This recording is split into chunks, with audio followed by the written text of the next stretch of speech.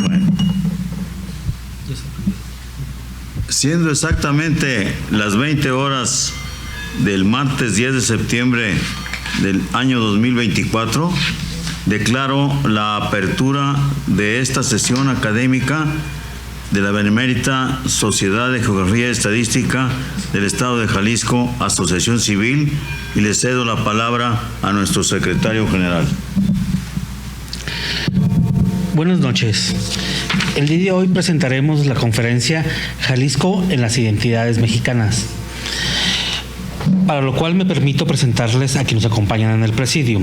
La encabeza el maestro Adalberto Ortega Solís, presidente de esta institución, el licenciado Ignacio Bonilla Arroyo, consocio y conferencista, y su servidor, Carlos Alberto Zaraco Árboles, como secretario general. A continuación, daré lectura a una breve semblanza de nuestro conferencista. El licenciado Ignacio Bonilla Arroyo es licenciado en Administración de Empresas por la Universidad Autónoma. Gracias.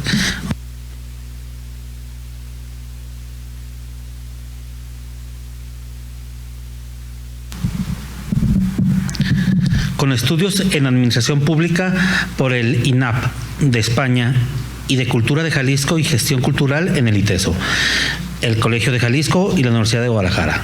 Ha sido presidente municipal de Mezquitic, oficial mayor de Cultura del Ayuntamiento de Guadalajara, procurador de Asuntos Indígenas del Estado, delegado de Jalisco del Instituto Nacional Indigenista. Fue director de Culturas Populares en Jalisco, vicepresidente de esta benemérita institución y presidente de la Federación Internacional de Exalumnos de la Universidad de Alcalá de Henares. Es presidente honorario vitalicio del Seminario de Cultura Mexicana en Guadalajara.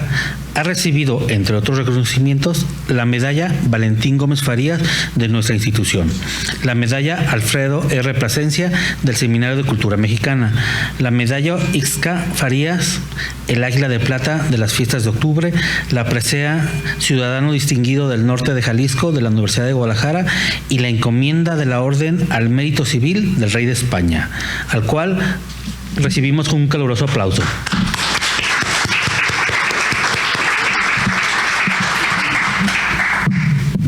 Aquí tiene el licenciado. Bueno, voy a hacer unas proyecciones de unas imágenes. Podríamos bajarla. Nos bajamos, sí. Este mapa fue publicado en la portada del tomo 20 de la colección bibliográfica Las Culturas Populares de Jalisco, y además el mapa se repartió en los diversos municipios jaliscienses. Fue pintado por Rafael Sainz, un pintor reconocido, excelente artista de la pintura popular, y en él se plasman las tradiciones de los jaliscienses, las músicas, la religiosidad, las danzas, el arte popular. Muchos de estos elementos van a aportar a las identidades nacionales durante la historia de Jalisco, principalmente en los años 30 del siglo pasado. Vamos a hacer un recorrido muy breve, rapidísimo por la historia para poder valorar la importancia de esta región de México en la identidad nacional. Que Jalisco es un estado fundamental para la cultura mexicana. Llegan los españoles a el occidente de la Nueva España. Le dan por nombre el Reino de la Nueva Galicia. Galicia es una región que se ubica, como sabemos, al noroeste de España, igual que esta región al noroeste de México. La región Galicia en España pues es muy productora de aspectos agropecuarios, donde está Vigo, La Coruña, Santiago de Compostela, Pontevedra. Y Nuño de Guzmán, que procedía de Guadalajara, quiso prolongar en estas tierras el nombre de su ciudad natal. Llegan pues al occidente de México y ese reino de Nueva Galicia pues empieza a ser importante, le hace contrapeso Nuño de Guzmán a Hernán Cortés, como Guadalajara le hace contrapeso a la Ciudad de México, y Guadalajara empieza a ser una ciudad importante y se convierte en capital del Reino de la Nueva Galicia después de Tepic y de Compostela. Ya sabemos la fundación de Guadalajara en Nochistlán y sus 3 traslados hasta asentarse definitivamente en el Valle de Atemajac. Empieza pues la ciudad a crecer y a convertirse pues en la capital de esta región de la Nueva España y empieza a desarrollarse en lo comercial, en lo cultural. Y ya en el siglo XVIII, a finales, llega Fray Antonio Alcalde, un gran humanista, un gran gestor, funda el Hospital Civil, culmina las gestiones para la fundación de la Universidad de Guadalajara, lo cual sería muy importante para el desarrollo cultural de esta región del país. Posteriormente a esta fundación de la Universidad de Guadalajara, que por cierto toma el modelo académico de Salamanca. Recordemos que en aquel tiempo las universidades de Salamanca y de Alcalá de Henares eran las prestigiadas académicamente en Europa. Entonces, y precisamente Nuño de Guzmán había estudiado en Alcalá de Henares, había estudiado Derecho en Alcalá de Henares. Entonces, ya con la Universidad de Guadalajara, también se funda el primer periódico, importantísimo porque ahí se imprime el Despertador Americano, ya en 1810, en lo que hoy conocemos como la Casa de los Perros. Y Guadalajara pues empieza a crecer y el estado de Jalisco a ser una región importante. Nace Jalisco en el 23 y al mismo tiempo prácticamente se separa Colima y Nayarit posteriormente en 1865.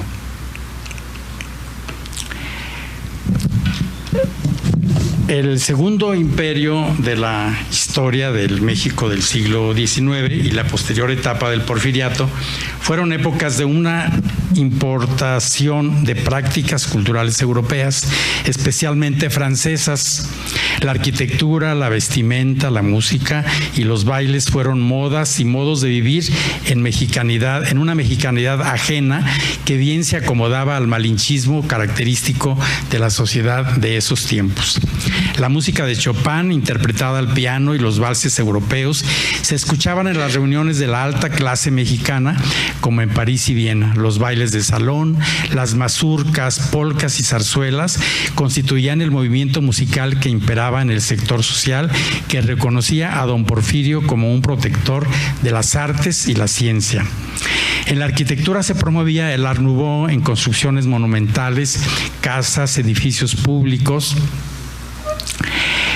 teatros, particularmente en las colonias Roma y Condesa de la Ciudad de México y en la colonia americana de Guadalajara.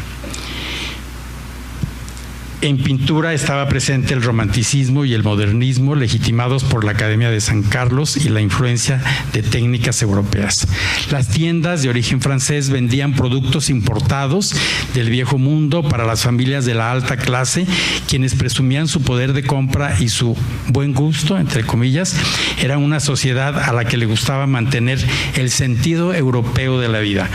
La preferencia por lo extranjero, por quienes podían pagarlo, se fue incorporando en la visión de la clase media, que volteaba hacia arriba y podía ver a la llamada alta sociedad como un espectáculo, aunque también muchos de ellos la observaban como modelo al que podían aspirar los aspiracionistas que ahora nos dice nuestro gobierno, con hábitos de vida que daban confort y estatus.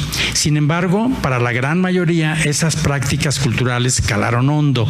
Las clases populares llegaron al hartazgo y la burla.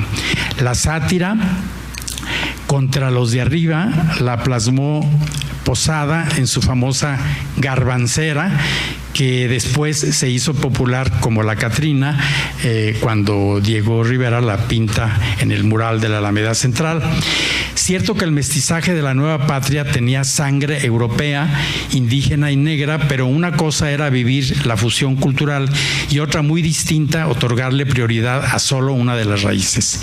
Ese era el México de la primera década del siglo XX, un pueblo explotado, pobre, sin justicia social, con un sistema de caciquismo en las haciendas y trabajadores inconformes, con extranjerismos y necesidad de un gobierno que hiciera leyes que protegieran el trabajo y la tierra. Como una excepción se debe reconocer que hubo hacendados generosos que convivían con sus trabajadores y eran queridos por la servidumbre. Los caporales enseñaban a los hijos de sus patrones las suertes de la charrería, por lo que este deporte, recientemente reconocido como valor patrimonial nacional y mundial, contribuyó al diálogo entre las dos clases sociales separadas aún más por la revolución. Esta es una de las primeras filmaciones de cine, de videos, en 1896. Es importante porque es un fandango, lo que antes se acostumbraba en las comunidades, las fiestas comunitarias, con mariachi tradicional, con bailadores sobre la tarima.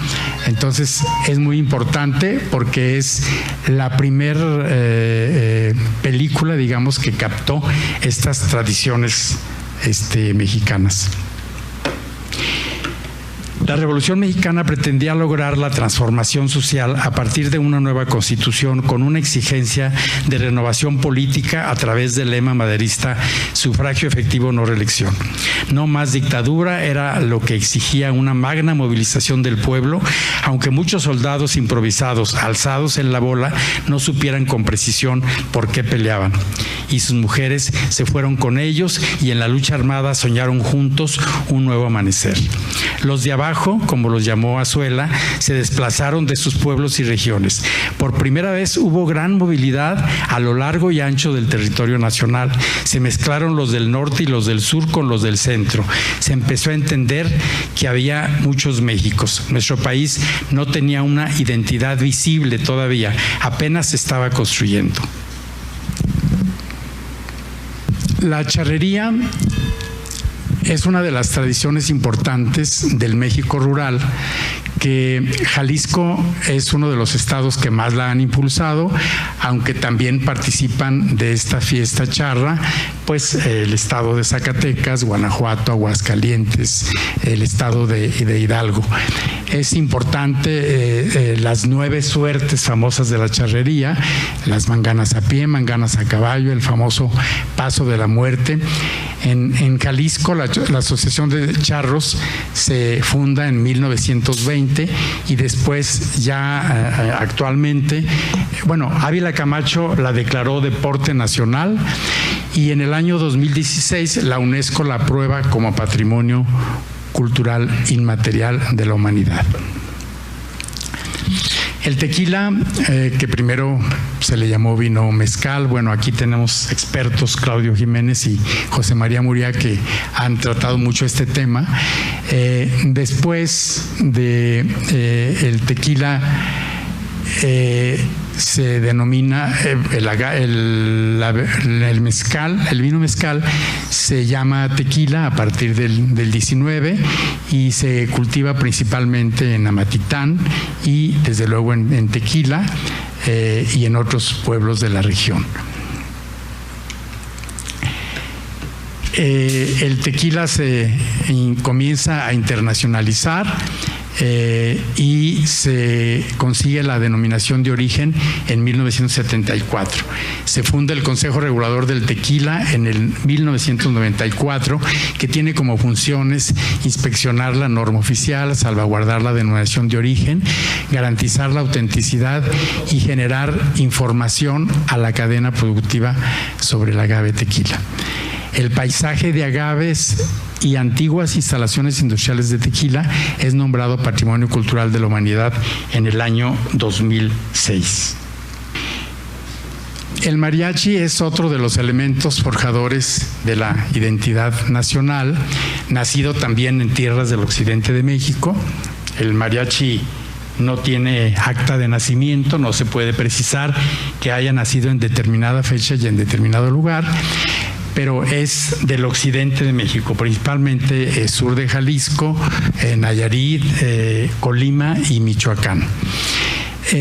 Está aquí el historiador Jen Meyer en esta fotografía porque él descubre en 1852 la carta de Rosa Morada en Nayarit. Esta carta es importante porque antes de la llegada de los franceses, el sacerdote de Rosa Morada se quejaba de que músicos llamados mariachis no dejaban dormir y eran un desorden en la comunidad. Entonces eso desmiente esa teoría, esa hipótesis de que el mariachi venía de Francia por lo de mariage, matrimonio. Entonces eso queda totalmente descartado. Y entonces los mariachis proceden, su origen es, esta sería la región nuclear del mariachi, pero hay mariachis comenzaron los mariachis en toda esta zona, mariachis tradicionales, como este que vemos aquí, es decir, con cuerdas solamente, sin trompeta y sin traje de charro. Empiezan a emigrar a la capital de la República los mariachis, el de Justo Villa, el de Concho Andrade, el de Cirilo Marmolejo, y empiezan el cuarteto coculense, y entonces se vuelven la música de la provincia mexicana en la capital. En 1919, la bailarina rusa Ana Pavlova aprendería a bailar el llamado jarabe tapatío y diseñó una coreografía muy peculiar en puntas de ballet que fue estrenada en el espectáculo Fantasía Mexicana con un montaje dirigido por Adolfo West. La Pavlova, vestida con traje de china poblana, lo llevó de gira por Europa con gran éxito. Este acontecimiento generó reflexiones entre los mexicanos, entre las autoridades, sobre todo entre los funcionarios de educación, de cómo se podía hacer que la cultura popular se considerara cultura importante, tan importante como las llamadas bellas artes. Entonces, el hecho de que Ana Pavlova haya fusionado el ballet con el jarabe tapatío fue una magnífica experiencia que después se repetiría en otros eventos importantes. En la segunda década del siglo XX, las condiciones estaban dadas para emprender acciones sociales por parte del gobierno, diseñar una política educativa y cultural con miras a rescatar nuestras raíces, revalorar las culturas indígenas, apreciar y difundir los hábitos y las artes populares. Se crea la Secretaría de Educación Pública en el 21 y su primer titular, Vasconcelos, quien dio inicio a una política educativa y cultural nacionalista. Alberto Pani, secretario de Relaciones Exteriores, presentó en febrero del 1921 un proyecto al presidente de la República para conmemorar el primer centenario de la consumación de la independencia nacional con una magna exposición de arte popular que no solo representaría la conformación de una identidad nacional posrevolucionaria, sino que también modificaría los conceptos prevalecientes sobre el arte. El arte popular es un referente de la nacionalidad mexicana, responde a la tradición original de los pueblos, es representativo de su cultura, sus diseños simbólicos son identitarios. Asimismo, constituye una expresión social del arte, ya que corresponde a la pertenencia grupal de quien lo crea. Es parte de una comunidad ubicada en una geografía específica, elaborada en un entorno o contexto particular. Se ha dicho que no es un arte individual, sino colectivo, comunitario. El arte popular y las artesanías constituyen una combinación de materias primas, procesos, técnicas y significados que se hacen realidad en un objeto tangible y dan testimonio de los saberes de sus creadores. La exposición de arte popular se inaugura el 19 de septiembre de 1921. Fueron 3 artistas jaliscienses quienes promovieron y curaron la famosa exposición de arte popular nacional: Jorge Enciso, Roberto Montenegro y Gerardo Murillo, el doctor Atl. También tuvo una importante participación el mencionado Alberto Pani, secretario de Relaciones Exteriores en el gobierno de Álvaro Obregón. Para celebrar el centenario de la independencia de México, el gobierno federal decidió hacer esta magna exposición de arte popular nacional, que fue apoyada por la Secretaría de Hacienda, la Secretaría de Trabajo, la Secretaría de Relaciones Exteriores y, por supuesto, por el presidente de la República. Con estos importantes patrocinios fue la primera exposición en su tipo que provocó trascendentes reflexiones y nuevas políticas públicas a favor de las culturas populares mexicanas. La exposición no incluyó artesanías decorativas, sino muebles para los hogares mexicanos y objetos rituales propios de las culturas ancestrales.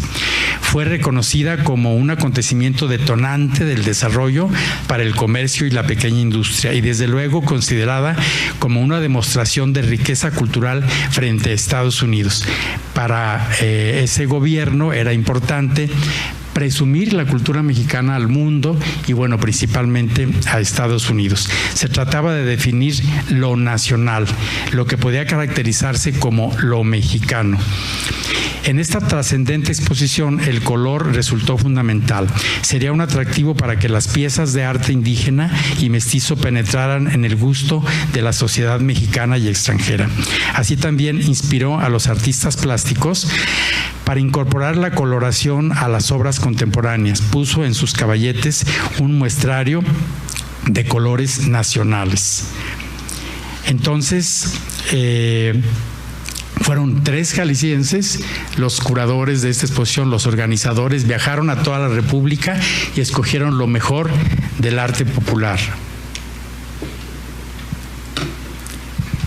En 1925 se funda el Salón Tenampa por un empresario de Cocula, en donde participaría permanentemente en sus primeros tiempos el mariachi de Concho Andrade. Concho Andrade fue un mariachero de mariachi tradicional muy importante, también llegó de Jalisco.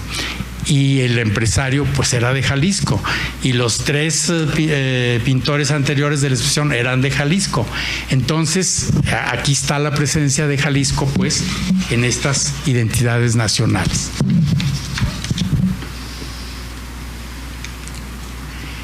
En 1930 Pepe Guízar estrena Guadalajara, muy importante, que luego se convierte pues en un himno para nuestra ciudad, la ciudad del alma más mexicana, que por cierto ya va a cumplir 100 años el son Guadalajara dentro de 6 años más, ¿no?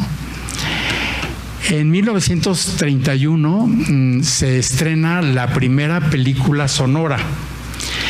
Es muy importante esta película porque en ella aparece el mariachi de Cirilo Marmolejo.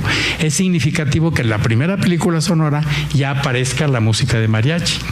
Entonces, el mariachi pues es bienvenido a la Ciudad de México, con el apoyo de Lázaro Cárdenas, con un gobierno pues nacionalista. Él invita a un mariachi a su campaña política y luego ya como presidente pone en la nómina al mariachi de Cirilo Marmolejo. Entonces, pero además él venía de Michoacán, tierra mariachera. Entonces fue muy importante el apoyo que dio a la cultura popular, pero también a todas las culturas indígenas. Entonces funda el Instituto Nacional de Antropología e Historia, por ejemplo. Es cuando las zonas arqueológicas empiezan a ser visitadas, empiezan a ser fotografiadas, empiezan a ser admiradas por el turismo. 1936 se estrena allá en el Rancho Grande una película, diríamos que fue la primera, con ella comenzó la época de oro del cine mexicano. también con dos jaliscienses, Tito Guízar y Esther Fernández, Esther de Mascota. Después se hizo otra versión, la de allá en el Rancho Grande, ya en los años 40, pero la exitosa fue la de 1936. Tuvo un gran éxito de taquilla en México, pero también en Estados Unidos. Incluso se bromeaban en México contra Guadalajara diciendo que allá en el Rancho Grande era Guadalajara el Rancho Grande. O sea, y además en esta película el Indio Fernández baila el jarabe tapatío. El jarabe tapatío ya se había incorporado a esos elementos que estaban conformando la identidad nacional. Y entonces, pues ya tenemos el tequila y la charrería. Y Lucha Reyes fue muy importante porque fue la primera mujer que se animó a cantar en aquel mundo de hombres, de machos, de charros. Y aunque bueno, tuvo una vida muy, muy trágica, se fue a Europa, a Alemania, perdió la voz y bueno, regresa. Y ella filmó muy pocas películas, como 6 tiene nada más, pero pues tuvo un final muy, muy trágico. Su vida terminó. Ella también de Jalisco, por supuesto. Y en 1941 se estrena Ay, Jalisco, no te rajes. Es una película más exitosa que la de allá en el Rancho Grande, pero esta a nivel de Latinoamérica y a nivel de España. Jorge Negrete, pues les gustó a los mexicanos, se vieron representados en él, o sea, el charro mexicano, aunque era de Guanajuato, bueno, pero representaba al charro de los Altos de Jalisco. En la película pues aparece con esa imagen de macho, con pistola. No es que los charros fueran asesinos, es que la pistola era parte de la indumentaria, pero además las películas con pistola vendían mucho en Latinoamérica, en Centroamérica. Entonces fueron un éxito. El machismo estaba presente. El machismo se incorporaba como un ingrediente de la mexicanidad. Bueno, el machismo se ve en todo el mundo, pero en este caso el cine lo supo explotar perfectamente, el cine mexicano. Y también la canción de Manuel Esperón, Ay, Jalisco, no te rajes, bueno, fue un éxito, cantada por Jorge Negrete. Manuel Esperón pues compone 947 canciones y musicaliza 500 películas. Manuel Esperón bueno, se hizo muy famoso. A mí me platicó su viuda, doña Beatriz, que en el extranjero llegaron a preguntarle, ¿y dónde queda ese país? Refiriéndose a Jalisco, por supuesto, ¿no? Entonces, don Manuel Esperón compuso grandes arreglos sinfónicos con la música popular mexicana. Ese es lo que hizo Ana Pavlova con el ballet. Don Manuel Esperón lo hace con la música sinfónica, él acompañado de Cortázar, que entre los dos eran una mancuerna que hizo grandes aportaciones musicales al cine. Y así se repitieron las películas. Decía Monsiváis que las películas de la época de oro pues eran la misma película allá en el Rancho Grande, pero nomás con diferentes artistas y escenarios, pero era lo mismo, eran comedias rancheras con charros, con mariachi, con tequila, eran los mismos argumentos, pero fueron pues muy importantes para definir esa identidad nacional. El Mariachi Vargas de Tecalitlán para esas fechas ya era muy importante, ya era un ícono del mariachi. Incluso era tan famoso que hubo momentos en que había 3 mariachis Vargas, uno en México, otro en Chile y otro en París, por ejemplo. Gracias a los arreglos de Rubén Fuentes, jalisciense también, y el mariachi Vargas pues también jalisciense. Entonces esos arreglos se constituyeron en ejemplos a seguir por los demás mariachis del país.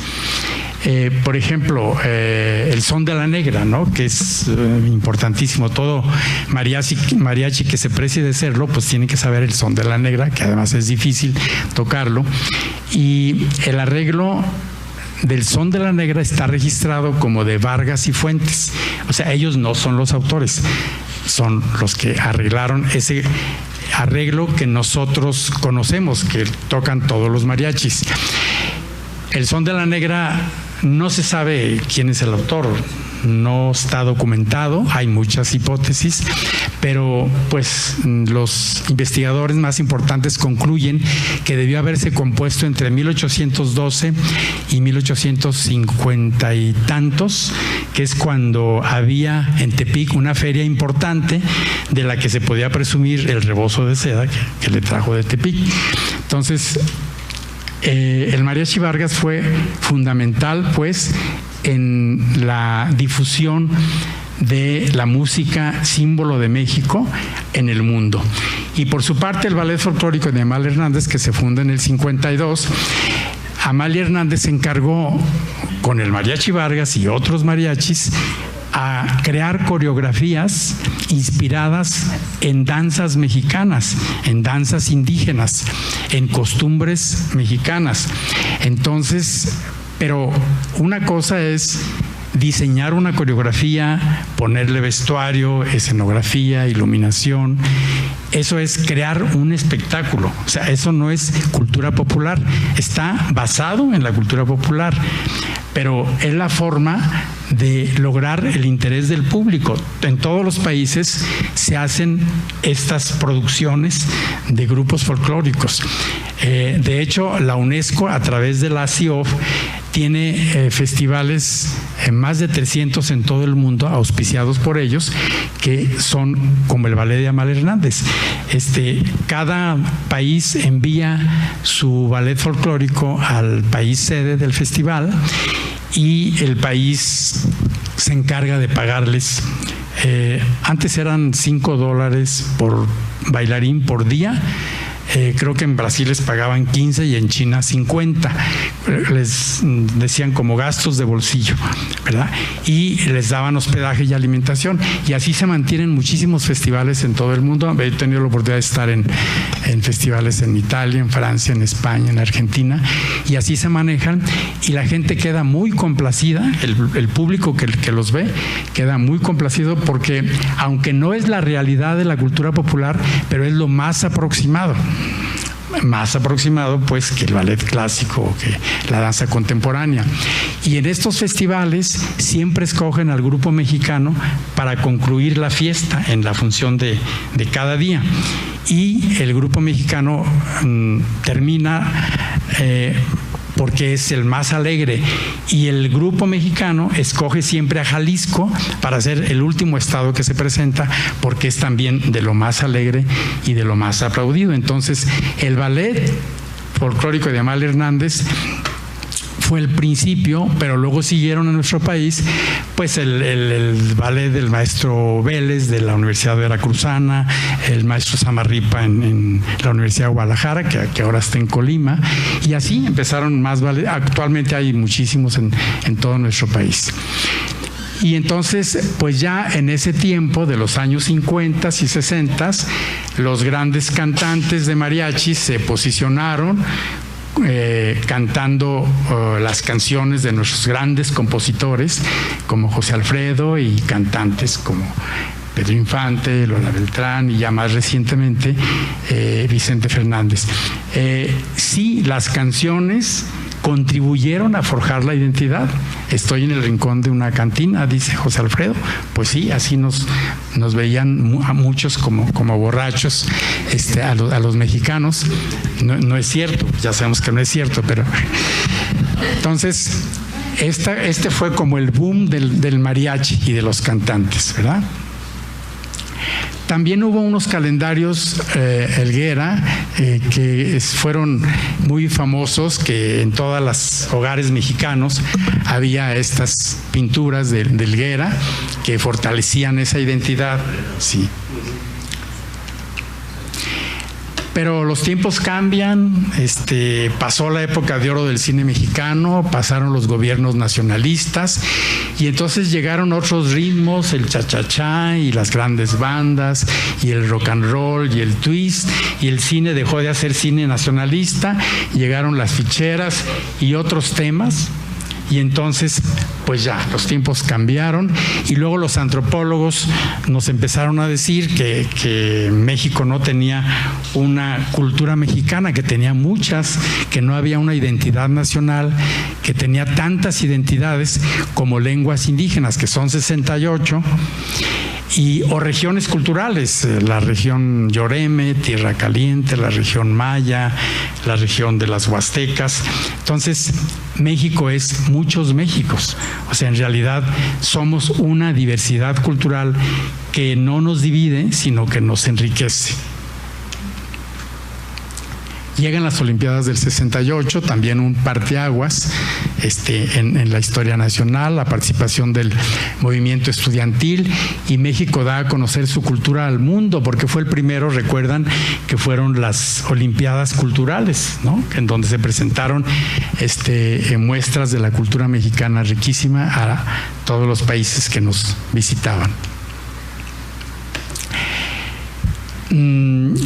Pues inventaron esta frase, Jalisco es México, que ya sabemos que no es cierto, porque pues México es muchos Méxicos, pero ha funcionado como eslogan turístico, la Secretaría de Turismo la promueve, y de alguna manera pues Jalisco es representativo de México porque es de los estados más conocidos por todo lo que hemos platicado.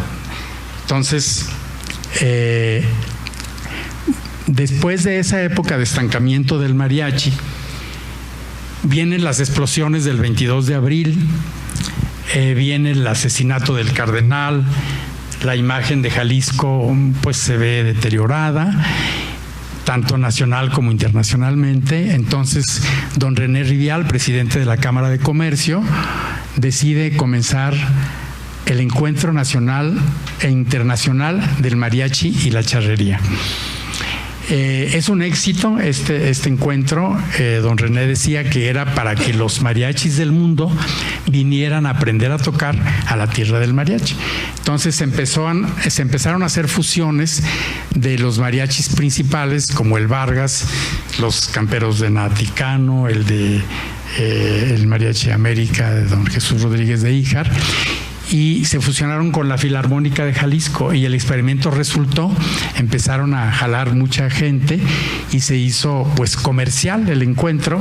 Entonces la Secretaría de Cultura comienza con el Encuentro Nacional de Mariachi Tradicional. Había que rescatar a los otros mariachis, los que no tenían trompeta, los que no tenían traje de charro, y que todavía existían en pueblos de Jalisco. Esto lo comenzó Cornelio García y luego lo continué yo haciéndolo Encuentro Nacional. Creció más que el de la Cámara de Comercio. Llegamos a tener hasta 500 participantes entre músicos, académicos, porque se hacían al mismo tiempo coloquios académicos internacionales en el Colegio de Jalisco. Se hacía un ciclo de cine del mariachi.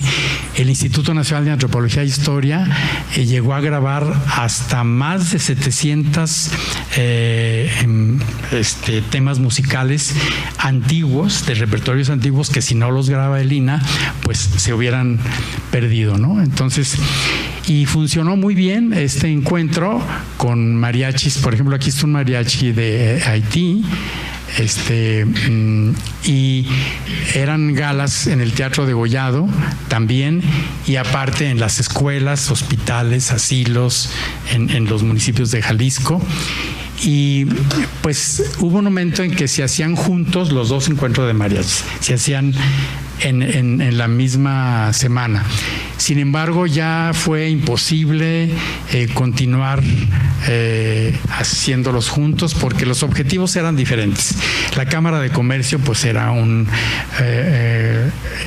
institución de comercio, ¿no? Entonces el encuentro internacional pues era para venderse a boletos a alto precio en el degollado, y luego empezaron a hacer unas mezclas de mariachis con filarmónica, y luego que Los Ángeles Azules y que la banda AMS, no sé qué, y bueno, pues ya era otra cosa, ¿no? Y entonces todavía se conserva el de mariachi tradicional, aunque pues con la pandemia se suspendieron, pero luego se hizo virtual, aunque hay artes que virtualmente no funcionan. El encuentro de mariachi tradicional pues no podía ser virtual porque lo importante era que los músicos tradicionales de todo el país se juntaran en una semana en Guadalajara, se enseñaran repertorios, se tomaran un tequila juntos, aprendieran los estilos regionales, los repertorios de todo el país. Se hizo una cadena de músicos tradicionales muy importante. Y bueno, continúa todavía, esperamos que en los próximos gobiernos lo continúen. Todo esto fue lo que motivó a la Secretaría de Cultura a elaborar un expediente que duró 2 años, este trabajo, para que se propusiera a la UNESCO como Patrimonio de la Humanidad. Esto se logró por fin en el 27 de noviembre del año 2011.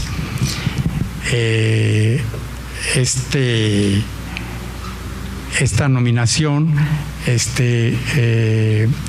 inmediatamente logró que los mariachis pues se revalorizaran, aunque muchos de ellos todavía no saben que son patrimonio, pero bueno, se creó como consecuencia de esto la Comisión Nacional para la Salvaguardia del Mariachi, que tiene como función la de tratar de la salvaguardia del mariachi, y también se instaló el Centro de Documentación e Información del Mariachi.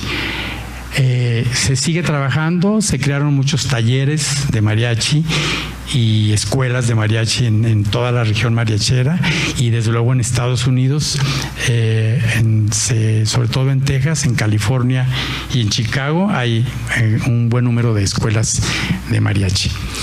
Con esto concluiría haciéndoles las preguntas de cuáles serán las identidades mexicanas en el siglo XXI. Seguimos trabajando y difundiendo las mismas, el mariachi, la charrería, el tequila. Hay nuevas identidades. ¿Qué arquitectura nos está representando ahora? ¿Qué músicas nos representan? ¿Qué comidas? Porque con la globalización, con esta invasión enorme de lo extranjero en la música, todos vamos a hablar inglés algún día, y todos vamos a comer pizzas y hamburguesas, y entonces, ¿qué va a pasar con las culturas locales? Entonces, los jóvenes, ¿qué están haciendo por la creación de esas nuevas identidades?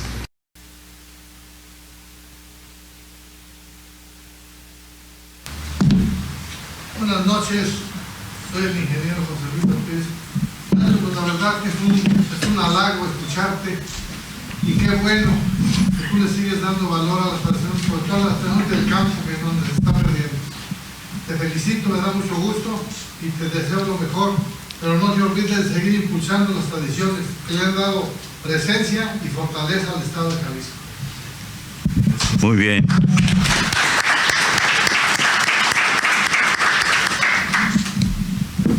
¿Alguien más? Adelante. Primero y luego. La aseveración de que Cocula es el mariachi hay que tomarla entre comillas por lo que usted acaba de mencionar, el origen Nayarit, Jalisco, Michoacán. Sí, cómo no. Lo que pasa es que al llegar a la capital, los mariachis procedentes de Jalisco procedían de la región sur de Jalisco, algunos de Cocula. De hecho, hubo el cuarteto coculense. Entonces Manuel Esperón dijo, pues seguramente el mariachi es de Cocula, de Tecalitlán Los Sones, de Tequila su mezcal, de San Pedro su cantar, y los machos de Jalisco afamados por entrones. Entonces, de alguna manera se tuvo esa idea, y con la canción que después se hizo muy popular de Cocula es el mariachi, pues ya los de Cocula siguen celebrando que el mariachi es de Cocula. Pero los investigadores, todos desde Jesús Jauregui y Álvaro Ochoa, los principales investigadores de mariachi han concluido que se puede afirmar que el mariachi es del occidente de México, principalmente de esos 4 estados. Sí es de Cocula, pero también es de Colima y de Nayarit. Sí.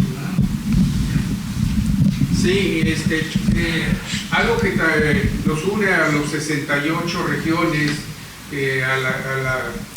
a lo prehispánico principalmente también, es la medicina tradicional, la medicina ancestral, los temazcales, toda esa cosmovisión, toda esa cultura que tenían ellos. Creo que valdría la pena también de alguna manera impulsarlo, rescatarlo y darle su lugar, ¿no? Gracias. Sí, cómo no, muchas gracias. ¿Alguien más? Bueno,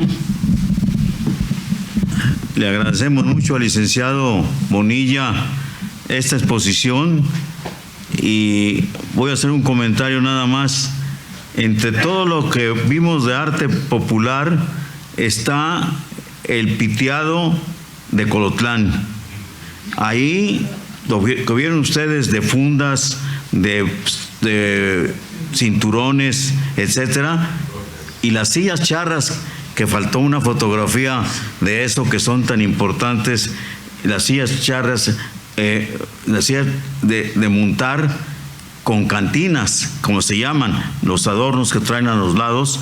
Y obviamente pues nosotros nos sentimos orgullosos, los que tenemos familiares, en el caso mío, que todos son de Colotlán, menos yo, por ejemplo, porque yo nací en Tehuacán, Puebla, que no tiene nada que ver con nada, pero mi papá era militar y ahí nací. Entonces, yo creo que este trabajo que nos va a presentar el licenciado Bonilla, bueno, pues lo reconocemos, vemos que nos vuelve a llevar hacia la tradición que tenemos en Jalisco, entre otras partes, los charros de Jalisco y la tapatía de charros, que yo soy uno de los cofundadores de ella. Yo vengo de familia de charros, todos los Ortegas somos charros.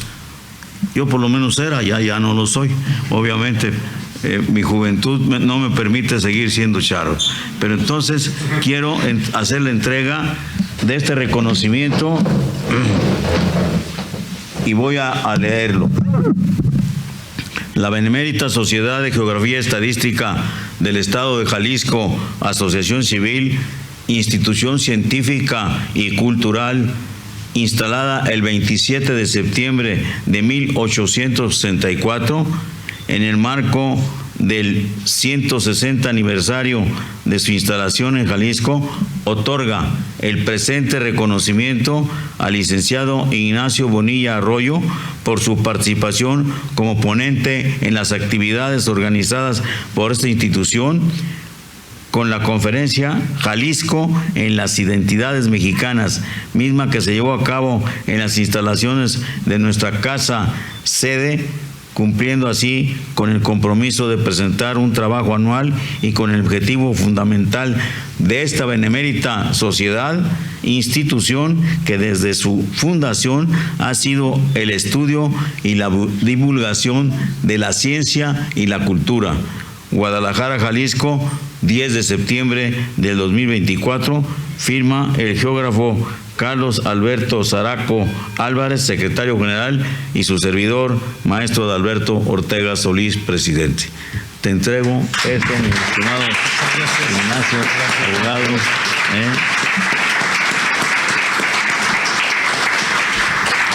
Le cedo la palabra a nuestro secretario. Gracias.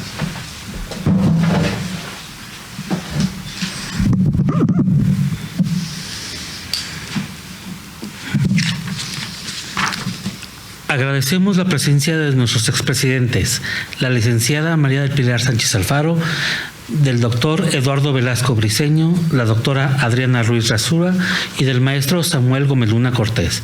De igual manera, a nuestros consocios e invitados que nos acompañan en esta casa sede y a través de las redes sociales. Siguiendo con los festejos del 160 aniversario de la instalación en Jalisco de nuestra benemérita institución y para conmemorar el 110 aniversario de la fundación de la Escuela Preparatoria de Jalisco, los invitamos el próximo martes 17 de septiembre en punto de las 19 horas a escuchar la conferencia La Centenaria Escuela Preparatoria de Jalisco, a cargo de nuestro consocio, el maestro Carlos Ramiro Ruiz Moreno, la cual se llevará a cabo en el aula magna de la Escuela Preparatoria de Jalisco. Igualmente, el jueves 19 de septiembre, en punto de las 20 horas en esta casa sede, el capítulo juvenil presentará la conferencia Un crossover de generaciones, digitalizando a la Benemérita Sociedad de Geografía y Estadística del Estado de Jalisco, a cargo del licenciado Daniel Alejandro Álvarez Márquez, coordinador del capítulo.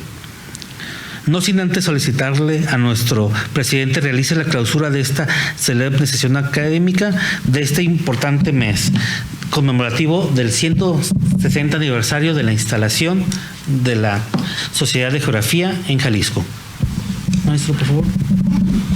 Bien, siendo las 21 horas con 4 minutos, declaro formalmente clausurada esta sesión académica de este martes 10 de septiembre de 2024, en donde escuchamos una magnífica conferencia Jalisco en las identidades mexicanas, pronunciada por el licenciado Ignacio Bonilla Arroyo. Discúlpenme que no suene la campana, pero algo le pasó. Gracias.